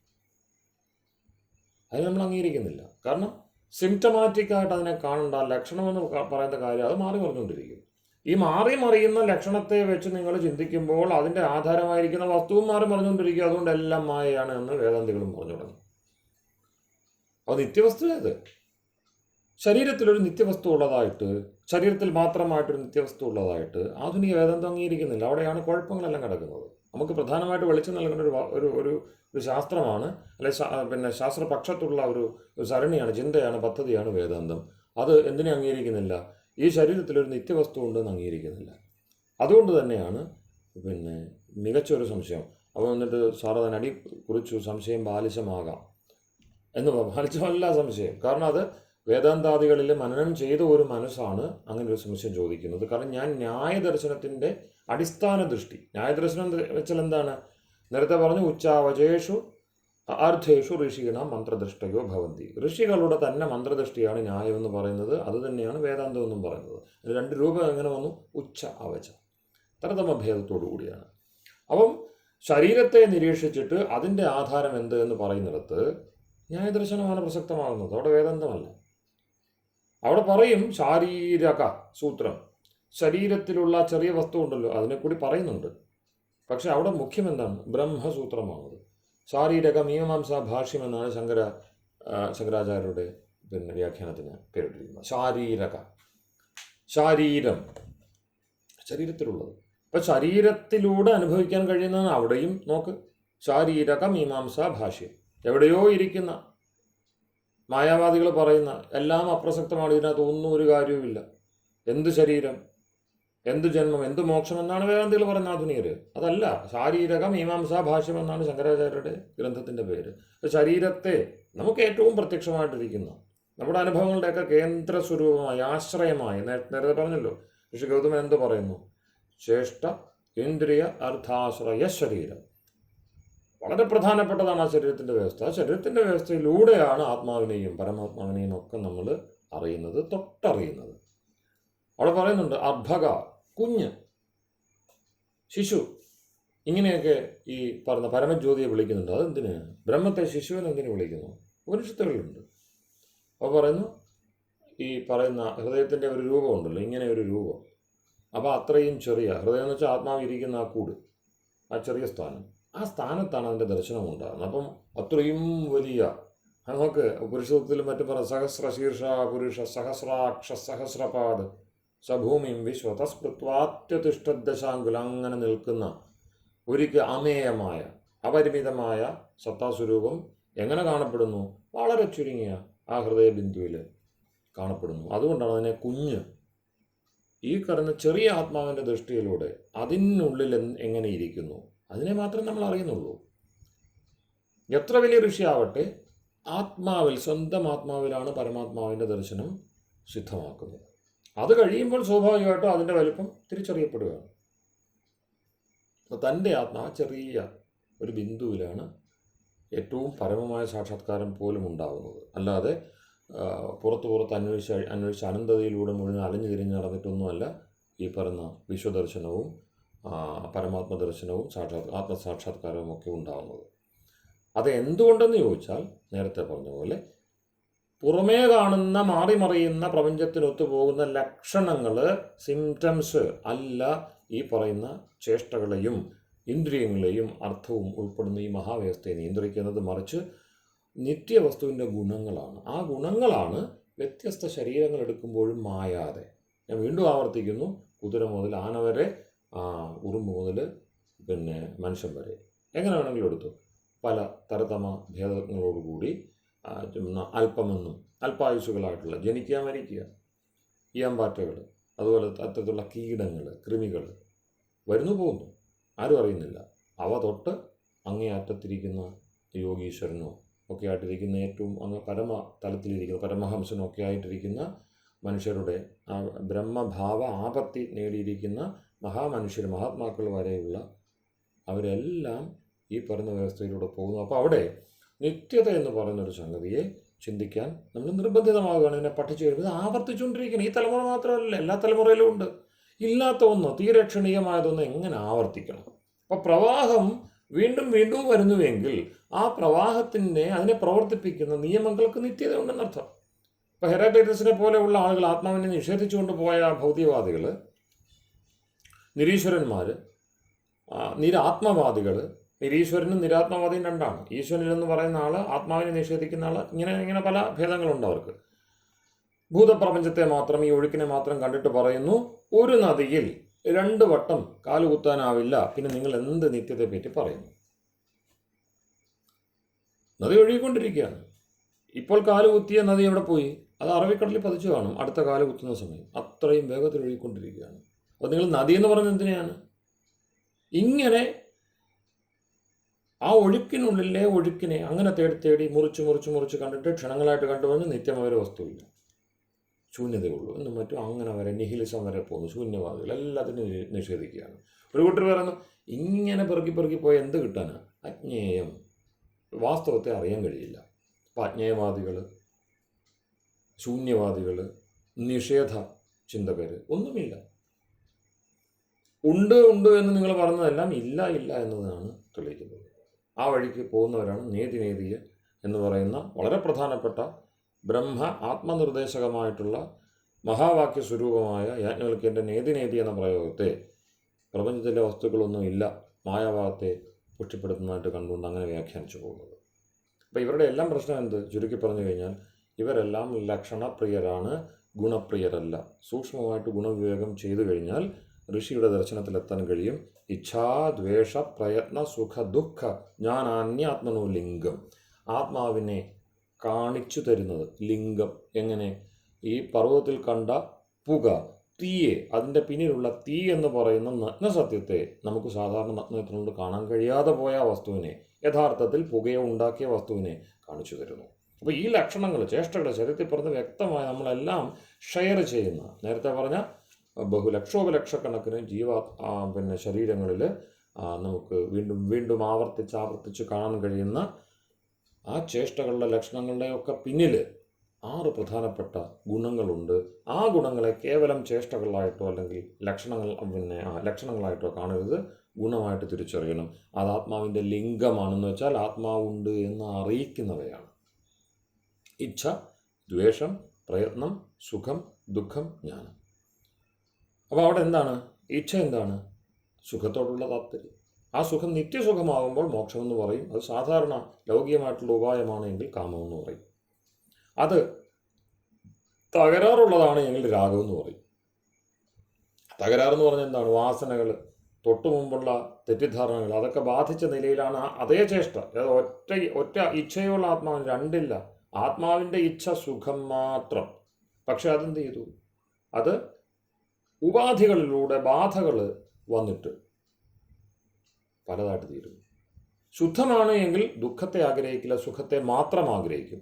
അതുകൊണ്ടാണ് മോക്ഷം എന്നത് പരമപുരുഷാർത്ഥമാകുന്നത്. ഈ എല്ലാ ജീവശരീരങ്ങളിലും വ്യത്യസ്തമായിട്ട് കാണുന്ന ആത്മാവിൻ്റെ ഇച്ഛ എന്ന് പറഞ്ഞ് എല്ലാവർക്കും ഉള്ളതാണ്. ആഗ്രഹമില്ലാത്ത ആരാണ്? ആ ആഗ്രഹത്തിൻ്റെ ശുദ്ധ സ്വരൂപം ഋഷി നിർണയിച്ചു, മോക്ഷം, അപവർഗമെന്ന് ന്യായശാസ്ത്രം പറയും. ദുഃഖം ഒട്ടും വേണ്ട, എനിക്ക് സുഖം മതി, എപ്പോഴും സുഖത്തിലിരിക്കണം എന്ന ആഗ്രഹത്തിലാണ് ഉറുമ്പിനുള്ളിലിരിക്കുന്നത്, ആനയിലിരിക്കുന്നത്, മനുഷ്യനിലിരിക്കുന്നത്, കുതിരയിലിരിക്കുന്നത്, പുല്ലിലിരിക്കുന്നത്, വായവ്യാൻ വായുവിലിരിക്കുന്നത്, ജിലീയ, ആരണ്യ, വായവ്യാൻ ആരണ്യാശ്ച ഗ്രാമ്യാശ്ച, ഗ്രാമ്യ പശുക്കളായിട്ട് വന്യജീവികളായിട്ട് ഒക്കെയും വ്യവഹരിക്കുന്നത്. ആ വൈവിധ്യം ആലോചിച്ച് നോക്കി. നമ്മളതിനെ നിസ്സാരവൽക്കരിക്കും. ഈ പറയുന്ന പ്രധാനപ്പെട്ട ജൈവ വ്യവസ്ഥയെ ഒന്നുമല്ല എന്ന് കണ്ടുകൊണ്ടാണ് സയൻസിൻ്റെ പല നിലപാടുകളും നിഷ്കർഷകളും പോകുന്നത്. അതിനെയൊക്കെ എന്താണ്? ഡിറ്റാച്ച്ഡായിട്ട് കാണുന്നത്. അങ്ങനെ ഡിറ്റാച്ച്ഡായിട്ട് കാണാൻ പറ്റില്ല. നമ്മൾ അറ്റാച്ച്ഡ് ആവേ പറ്റുള്ളൂ. കാരണം നമ്മളുടെ കൂടെ നിൽക്കുന്ന ആ ഒരു വലിയ ജൈവ സംവിധാനത്തെ തള്ളി നീക്കിക്കൊണ്ട് അതിനെ വേണ്ട വിധത്തിൽ വ്യാഖ്യാനിക്കാതെ അത് ഈ പറഞ്ഞ കല്ലിൻ്റെയൊക്കെ ഭാഗമാണ് എന്ന് ചിന്തിച്ചു കഴിഞ്ഞാൽ ഈ പറയുന്ന മഹാപ്രശ്നങ്ങൾക്കൊന്നും ഉത്തരം കിട്ടത്തില്ല. അവയെല്ലാം നമ്മൾ അവഗണിച്ച് കളയുക. അങ്ങനെയാണ് ഈ ആർഷദർശനങ്ങൾ നമ്മളെ വിട്ടുപോയത്. അതെല്ലാം കിടപ്പുണ്ട് നമുക്ക് മനസ്സിലാവാതെ പോകുന്നത്. എത്രയോ വ്യാഖ്യാനം, എത്രയോ ദീർഘമായ, എത്രയോ തലമുറകൾ ഉപാസിച്ച ശാസ്ത്രങ്ങളാണോ? അവയൊന്നും നമ്മളുടെ കയ്യിലില്ല. ന്യായദർശനം നമ്മുടെ കയ്യിലില്ല. ഞാനിപ്പോൾ ഈ ഉദ്ധരിച്ച് പറഞ്ഞതൊക്കെ എന്താണ്? നിത്യവും ഈ ദേശത്ത് ഗ്രാമഗ്രാമാന്തരങ്ങളിൽ അധ്യയനം ചെയ്ത് ഗുരുകുലങ്ങളിൽ പഠിച്ചുകൊണ്ടിരുന്ന വിഷയങ്ങളാണ്. ആദ്യം തന്നെ ഒരു 11ാമത്തെ സൂത്രം എത്തുമ്പോൾ ഇത്രയും ബോധമുണ്ടാകുകയാണ്. ഞാനോ 10 വരെ പറഞ്ഞില്ല. 10 ഈ ആത്മാവിൻ്റെ ലക്ഷണം പറയുന്നത്. 10 വരെയുള്ള 9 വരെയുള്ളത് പറഞ്ഞില്ല. 10ഉം 11 എത്തുമ്പോഴത്തേക്കും ഇത്രയും ആഴത്തിലെത്തിക്കഴിഞ്ഞു. ഈ മട്ടിലാണ് കാര്യങ്ങൾ മുന്നോട്ട് പോകുന്നത്. ഉദ്ദേശം, ലക്ഷണം, പരീക്ഷ ഇതാണ് സിസ്റ്റം. ഉദ്ദേശം എന്താ? ആദ്യം പേര് പറയും, പേര് പറഞ്ഞിട്ട് അതിന് ലക്ഷണങ്ങൾ പറയും. അത് നമുക്കറിയാവുന്നതാണ്. എന്നുവെച്ചാൽ എന്താണ്? ബോധത്തെ തെളിച്ചെടുക്കാൻ വേണ്ടി, ആഴത്തിലേക്ക് പോകാൻ വേണ്ടി. പരീക്ഷയിലേക്ക് എത്തുമ്പോഴാണ്, പരീക്ഷ എന്ന് വെച്ചാൽ എന്താണ്? അത് കാണുന്നത് ഉള്ളതോ, ഈ കാണുന്ന കാണുന്ന അവസ്ഥ തന്നെയാണോ, പുകയാണോ പൊടിയാണോ? പുക കണ്ടു, അഗ്നിയുടേത്. അപ്പോഴും പുകയും പൊടിയും ഒക്കെ ഏതാണ്ട് ഒരുപോലെ തോന്നും. പുകക്കൂട്ടമാണോ പൊടിക്കൂട്ടമാണോ? അവിടെ പോലും ലക്ഷണത്തിൽ പോലും സംശയം വന്നു. അപ്പോൾ അതിൻ്റെ പരീക്ഷണം. അപ്പം ലക്ഷണം തൊട്ട് ആ ദ്രവ്യത്തിൻ്റെ ആ ഏറ്റവും ഉള്ളിലിരിക്കുന്ന സ്വരൂപത്തെ വരെ പരീക്ഷ ചെയ്തിട്ട് വേണം തത്വത്തിലെത്താൻ, നിർണയത്തിലെത്താൻ. ഇതാണ് സിസ്റ്റം. ഇതിനെയാണ് ഭാരതീയ ശാസ്ത്രം എന്ന് പറയുന്നത്. ഉദ്ദേശ്യം, ലക്ഷണം, പരീക്ഷ. അങ്ങനെ ആത്മാവിനെ ചിന്തിക്കുമ്പോഴാണ് ലിംഗം എന്ന് പറയുന്നത് സുഖത്തോടുള്ള ആഗ്രഹം. നിത്യസുഖത്തോടുള്ള ആഗ്രഹം വരെ പോകുന്നു എന്നർത്ഥം. നമ്മളുടെ സാധാരണ നമുക്കത് കാണാൻ കഴിയാത്തതുകൊണ്ട് നമ്മൾ അതിനെ കാമം എന്ന് വിളിക്കുന്നു. സാധാരണക്കാരൻ കാമം കൊണ്ട് തൃപ്തിപ്പെടുന്നു. ബുദ്ധിയുള്ളവൻ കാമം കൊണ്ട് തൃപ്തിപ്പെടില്ല. അവൻ മോക്ഷത്തിന് വേണ്ടി, നിത്യസുഖത്തിന് വേണ്ടി പ്രയത്നിക്കുന്നു. തത്വത്തിൽ ആ ആത്മാവ്, കാമിയായ ആത്മാവും മോക്ഷുവായ ആത്മാവും ഒന്നു തന്നെ, യാതൊരു വ്യത്യാസവുമില്ല. നിരതിശയാശ്ചേതന, ഈ ചേതനകൾക്കിടയിൽ ഒരു ഭേദവുമില്ല. പക്ഷെ അവയെല്ലാം ഭിന്ന ഭിന്ന ശരീരങ്ങളെ ആശ്രയിച്ച് വ്യത്യസ്തമായിട്ട് നാനാപുരുഷ, എല്ലാം അനേകം അനന്ത കോടിയാണ് ഈ ആത്മാക്കൾ. നാനാപുരുഷ. സാഖ്യദർശനം ആത്മാവിൻ്റെ എണ്ണം ചിന്തിച്ചിട്ട് പറയുന്നു. എണ്ണമൊന്നും പറയാൻ പറ്റില്ല, പക്ഷെ പലതാണ്, ഒന്നല്ല. പിന്നെ ദ്വേഷം എന്താണ്? അതുപോലെ തന്നെ ദുഃഖത്തോടുള്ള സുഖവും ദുഃഖവും തിരിച്ചറിഞ്ഞുകൊണ്ട് എനിക്ക് സുഖം മതി, ദുഃഖം വേണ്ട. പക്ഷേ അങ്ങനെ ആഗ്രഹിച്ച് ഇരുന്നിട്ട് കാര്യമില്ല. ആഗ്രഹത്താൽ ഒടുങ്ങുന്നതല്ല. ഞാൻ ആഗ്രഹിച്ചു, സങ്കല്പിച്ചു, എനിക്ക് നല്ലത് വരട്ടെ, നല്ലത് വരട്ടെ, നല്ലത് വരട്ടെ. അതുപോലെ ആഗ്രഹിച്ചു മറ്റുള്ളവർക്ക്, എനിക്കിഷ്ടമല്ലാത്തവർക്ക് ദോഷം വരട്ടെ, ദോഷം വരട്ടെ. വരില്ല. പ്രയത്നിക്കണം. അപ്പം നല്ലതും ചീത്തയുമായ കാര്യങ്ങൾ നേടണമെങ്കിൽ പ്രയത്നം വേണം. ആ പ്രയത്നവും ഗുണമാണ്. ഈ ചേഷ്ട എന്ന് പറഞ്ഞല്ലോ, കണ്ണ് തുറക്കണം അടയ്ക്കണം, കണ്ണ് തന്നെ തുറക്കുക അടയ്ക്കുകയും ചെയ്തില്ല. അങ്ങനെ ആയിരുന്നുവെങ്കിൽ മൃതശരീരത്തിലും അതെന്ത് ചെയ്തതിനെയും ആ ചേഷ്ടകളൊക്കെ ചെയ്തതിനെയും. കണ്ണിന് അടയാനും നിമേഷ, ഓരോ നിമിഷത്തിലും ഉന്മീലനം, നിമീലനം, അടയുക, തുറക്കുക, ഇതൊക്കെ അതിൻ്റെ ഗുണങ്ങളായിരുന്നുവെങ്കിൽ അതവിടെയും കണ്ടേനെ, മൃതശരീരത്തിലും കണ്ടേനെ. അപ്പോൾ അത് അതിൻ്റെ ഗുണമല്ല, മറിച്ച് പ്രയത്നം എന്ന ഗുണം പ്രവർത്തിച്ചിട്ട് സംഭവിക്കുന്ന ചേഷ്ടയാണ് ആ കാഴ്ച, ആ കാഴ്ചയ്ക്ക് ആധാരമായിരിക്കുന്നത്. അപ്പോൾ അവിടെ എന്തുണ്ട്? പ്രയത്നം. അത് ആത്മാവിൻ്റെ ഗുണമാണ്. പ്രയത്നം എന്ന ഗുണം നോക്കണം. നമ്മൾ പ്രയത്നത്തെ സാധാരണ എന്താണ്? പരിശ്രമം ഒക്കെ ആയിട്ട് പറയും. അല്ല, കർമ്മം ഉൾപ്പെടെയുള്ള എല്ലാറ്റിൻ്റെയും പിന്നിൽ പ്രവർത്തിക്കുന്ന ആത്മഗുണത്തിനാണ് ശാസ്ത്രീയമായിട്ട് പ്രയത്നം എന്ന് പറയുന്നത്. അത് സുഖത്തെയോ ദുഃഖത്തെയോ നേടിത്തന്നിരിക്കും. ആ പ്രയത്നത്തിൻ്റെ ലക്ഷ്യം കൃത്യമാണ് എങ്കിൽ സുഖമോ ദുഃഖമോ ഉണ്ടാവും. വേണ്ട വിധത്തിൽ പര്യാപ്തമാണെങ്കിൽ ദുഃഖമൊഴിയും, സുഖം അവശേഷിക്കും. പിന്നെയോ ഇതുണ്ടായാൽ അറിയണമല്ലോ, ഇത് സുഖമാണ് ദുഃഖമാണ് എന്ന് ചിന്ത പോരല്ലോ, ആശയം പോരല്ലോ, അത് അറിയണമല്ലോ, അനുഭവിക്കണമല്ലോ. സുഖത്തെ അനുഭവിക്കുന്നു, ദുഃഖത്തെ അനുഭവിക്കുന്നു, അതിൻ്റെ പേരാണ് ജ്ഞാനം. അപ്പോൾ ഈ ജ്ഞാനം എന്താണെന്ന് ചോദിച്ചല്ലോ. പ്രയത്നം കൊണ്ട് എന്ത് ജ്ഞാനമാണ് നേടേണ്ടത്? സുഖജ്ഞാനം. അകത്ത് സുഖമുണ്ട്, ഞാൻ സുഖിയാണ് എന്ന് പറഞ്ഞിരുന്നാൽ സുഖം കിട്ടുമോ? അതുകൊണ്ടാണ് ആത്മാവ് വേറെ പരമാത്മാവ് വേറെ എന്ന് പറയുന്നത്. ആനന്ദം ബ്രഹ്മണോ വിദ്വാൻ ന ബിഭേതി കുതശ്ചന. ഒരു തരത്തിലുള്ള ഭയം, നിർഭയമായ നിരന്തരമായ ആനന്ദം. എൻ്റെ ആനന്ദം വിട്ട് എൻ്റെ ആനന്ദത്തിൽ നിന്ന് ഞാൻ ഇളകില്ല എന്ന നിലയിൽ കഴിയാൻ ആർക്കേ കഴിയുള്ളൂ. അതുകൊണ്ടാണ് ആനന്ദ ലക്ഷണമായ പരമാത്മാവിൻ്റെ ഉപാസന നമ്മൾ മോക്ഷത്തിന് വേണ്ടി ചെയ്യേണ്ടി വരുന്നത്. നമ്മുടെ ഉള്ളിൽ നിത്യമായ സുഖമുണ്ട്, സുഖാസ്പദമായ ആത്മാവാണ് നമ്മളെങ്കിൽ എന്തിന് മോക്ഷം? എന്തിനീ പ്രയത്നം? അപ്പോൾ പ്രയത്നിക്കുന്ന ആത്മാവ്, പ്രയത്നിക്കാതെ നിലനിൽക്കുന്ന ആത്മാവ്, രണ്ടുണ്ട്. അവിടെയാണ് ആത്മാവ് പരമാത്മാ ഭേദം വരുന്നത്. ദ്വിത്വം, ദ്വൈതം എന്നത് സ്വാഭാവികമാകുന്നത് അവിടെയാണ്. നമ്മൾ അതിനുവേണ്ടി പ്രയത്നിക്കുന്നു. അപ്പോൾ പ്രയത്നിച്ചുകൊണ്ടിരിക്കുമ്പോൾ നമ്മൾ നോക്കുമ്പോൾ എന്താണ്? പ്രയത്നമില്ലാതെ അത് അനുഭവിക്കുന്ന മറ്റൊരു വസ്തുവിലേക്ക് എത്തുന്നു. ഋഷികളുടെ ദൃഷ്ടി അവിടെ എത്തുന്നു. അപ്പോഴാണ് ആനന്ദ ലക്ഷണമായ മറ്റൊരു ആത്മാവുണ്ട്. സച്ചിദാനന്ദം ബ്രഹ്മ ലക്ഷണം പറഞ്ഞു, സ്വരൂപ ലക്ഷണം പറഞ്ഞു, തടസ്സ ലക്ഷണം പറഞ്ഞു. ഈ സംഗതി അത് അവിടെ വെറുതെ ഇരിക്കുകയല്ല. ജന്മാദ്യസ്യത. ഈ കാണുന്ന ഈ സുഖത്തെ തേടി ഞാനും എൻ്റെ കൂട്ടരും പ്രവർത്തിക്കുമ്പോൾ, ദുഃഖത്തെ ഒഴിവാക്കാൻ പ്രയത്നിക്കുമ്പോൾ അതിനുള്ള സാധന സാമഗ്രികളായിരിക്കുന്ന സൃഷ്ടി, അത് കുറേ കാലത്തേക്ക് ഇവിടെ ഇല്ലായിരുന്നല്ലോ. പ്രളയത്തിലിരുന്നു, അവിടെ നിന്ന് വീണ്ടും സൃഷ്ടി വന്നു, കുറേ കാലത്തേക്ക് അത് നിലനിൽക്കുന്നു, കുറേ കാലത്തേക്ക് അത് വിലയിക്കുന്നു. ഈ മഹത്തായ അത്ഭുതകരമായ ചേഷ്ട എവിടെ നിന്നുണ്ടാവുന്നു? അത്രയും സുഖാസ്പദമായ നിരന്തരം പ്രകാശനശീലമായ ഒരു വസ്തുവിൽ നിന്നുള്ളത് ഉണ്ടാവില്ല. അതുകൊണ്ട് എന്ത് ചെയ്തു? തടസ്ഥ ലക്ഷണവും നിർവഹിച്ചു, എഴുതി വെച്ചു. ജന്മാദ്യസ്യേയത, ഈ മഹത്തായ ബ്രഹ്മാണ്ടത്തിൻ്റെ സൃഷ്ടിയും സ്ഥിതിയും ലയവും ഏത് നിമിത്ത കാരണത്തെ ആശ്രയിച്ചുണ്ടാവുന്നു അതിൻ്റെ പേര് ബ്രഹ്മം. അഥാതോ ബ്രഹ്മജിജ്ഞാസ, അതുകൊണ്ട് ആ ബ്രഹ്മത്തെ അറിയണം. അതിൻ്റെ സ്വരൂപലക്ഷണം പറഞ്ഞു, തടസ്സ ലക്ഷണം പറഞ്ഞു. ഇത് ലക്ഷണം. അതിൻ്റെ ഗുണം എവിടെയോ നിൽക്കുകയാണ്. അതവിടെ ചെന്ന് അനുഭവിച്ച് അതായിരിക്കുമ്പോൾ മാത്രമേ, അതിലായിരിക്കുമ്പോൾ അല്ലെങ്കിൽ അതായിരിക്കുമ്പോൾ മാത്രമേ അറിയാൻ കഴിയുള്ളൂ. അതുകൊണ്ടാണ് നമ്മൾ അതുവരെ അദ്വൈതമൊക്കെ പറഞ്ഞ് തർക്കിക്കാമെന്ന് മാത്രമേ ഉള്ളൂ. ആനന്ദം അറിയണമോ, അവിടെ ആമഗ്നമാകണം, അവിടെ ചെന്ന് ലയിച്ച് അവിടെ ഇരിക്കണം, തല്ലീനമാകണം. നമ്മളില്ലാതാവുകയല്ല, അതിൽ ചേരണം, ബ്രഹ്മസവിധത്തിലാവണം. അതിനാണ് സാരൂപ്യം സായുജ്യം, സാലോക്യം സാരൂപ്യം സായുജ്യം, മൂന്ന് നിലകളുണ്ട്. സാലോക്യം ഒന്ന് ബ്രഹ്മലോകത്തിലാവണം. സലോകത, ബ്രഹ്മം എവിടെ ഇരിക്കുന്നു, അത് ഏത് നിലയിലിരിക്കുന്നു, ഏത് പവിത്രതയിൽ, ശുദ്ധതയിൽ, ഏത് പ്രകാശത്തിലിരിക്കുന്നുവോ അതിലാകണം. സാലോക്യം, സലോകത.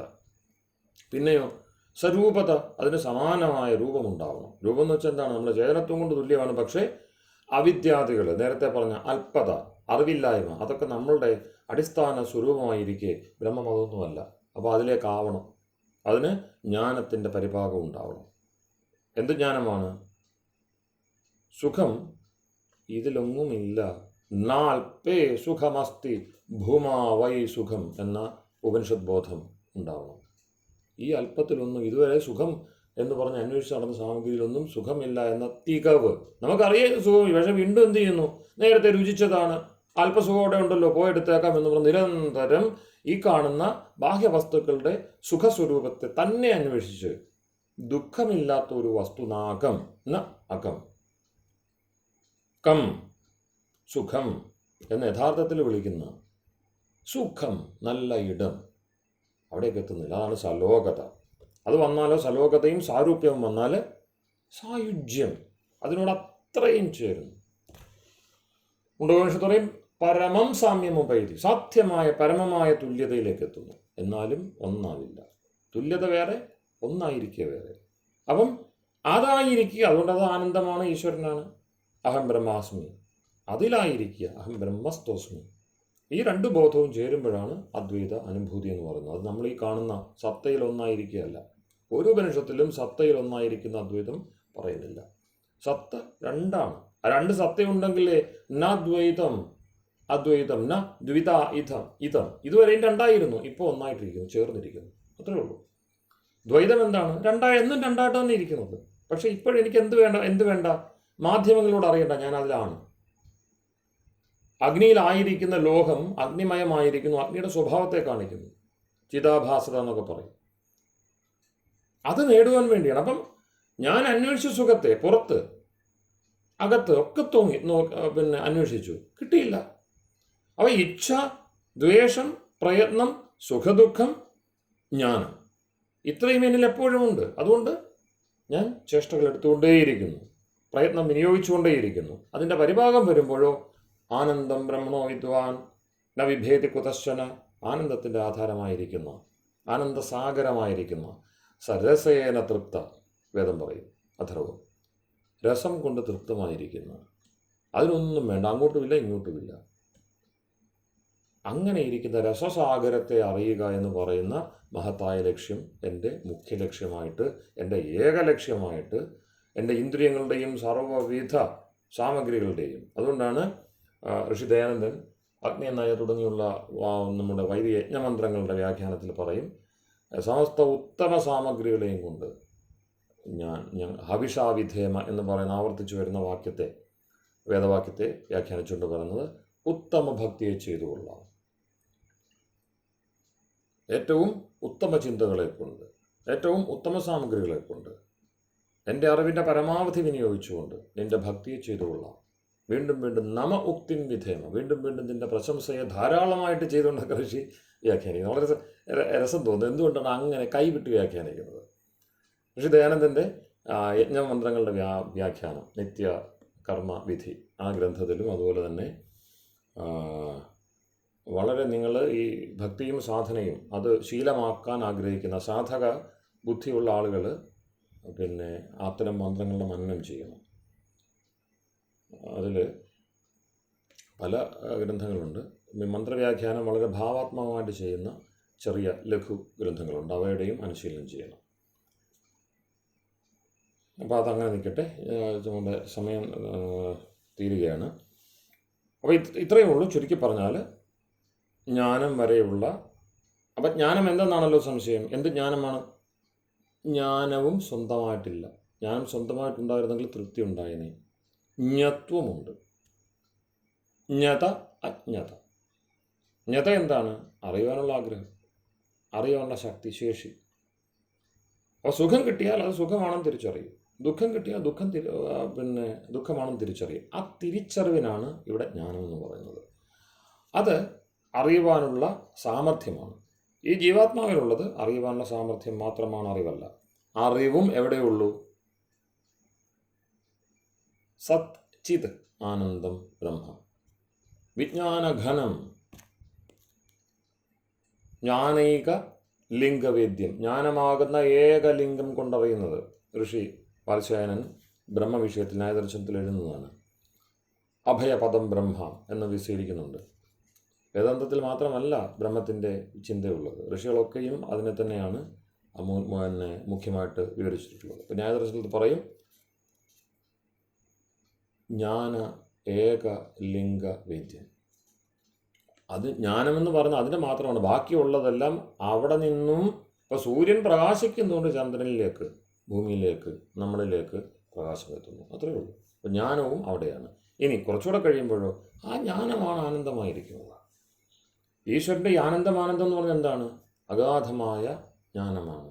അതുകൊണ്ട് യോഗദർശനത്തിൽ ഋഷി പറയും തത്ര നിരതിശയം സർവജ്ഞ ബീജം.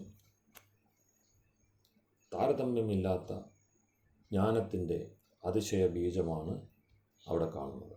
ബീജമാണ്, വിത്താണ്. അതിങ്ങനെ നിരന്തരം പ്രകാശിച്ചുകൊണ്ടിരിക്കുകയാണ്. ആ പ്രകാശത്തിൻ്റെ കണികകളാണ് അവിടെയും ഇവിടെയൊക്കെ ഈ സൃഷ്ടിയായിട്ട് കാണുന്നത്, നമ്മളിലുമൊക്കെ പ്രകാശിച്ചുകൊണ്ടിരിക്കുന്നത്. ശുദ്ധമായ ജ്ഞാനമാണ് നമ്മളുടെ വിശപ്പിനെ ശമിപ്പിച്ച് രോഗങ്ങളെ ഇല്ലാതാക്കി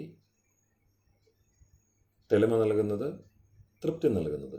അപ്പം ഏത് ജ്ഞാനം നേടുമ്പോഴാണോ ഞാൻ സുഖിയാണ്, ദുഃഖിയല്ല എന്ന ബോധത്തിൽ ആത്മാവ് ഉറയ്ക്കുന്നത്, അതെത്ര കാലം എന്നൊക്കെയുള്ള ചർച്ച അവിടെ നിൽക്കട്ടെ.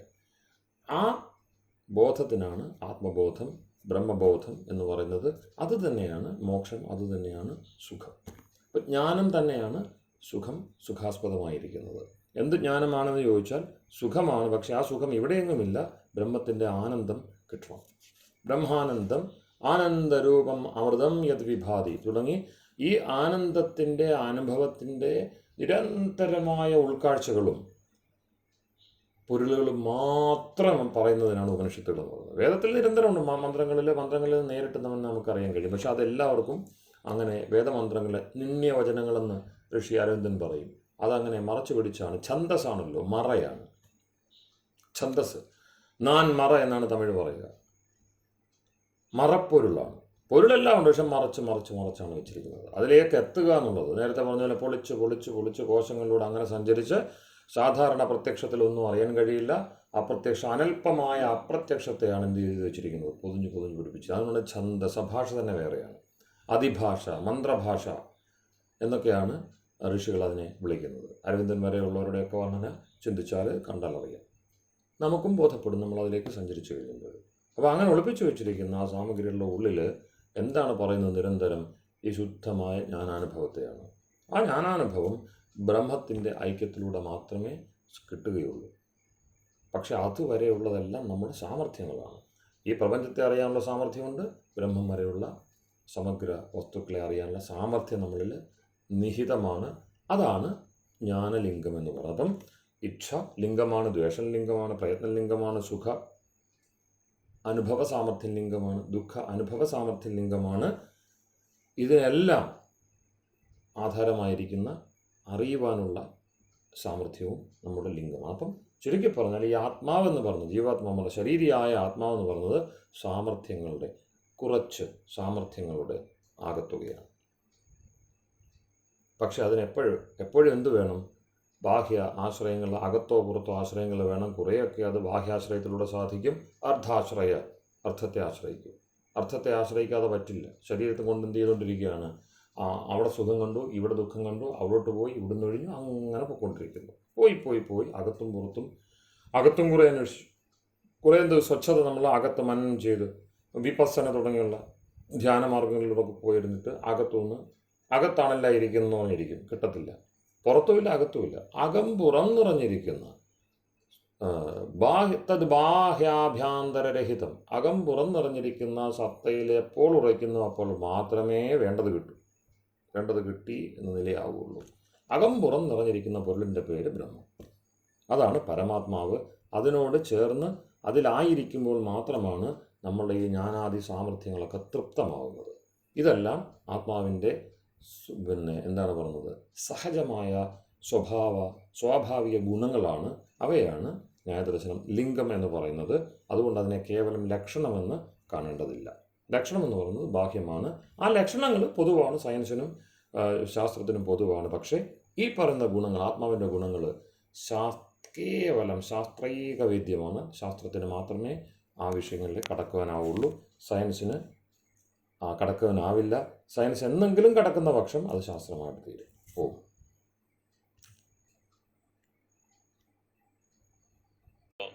അങ്ങ് നൽകിയത്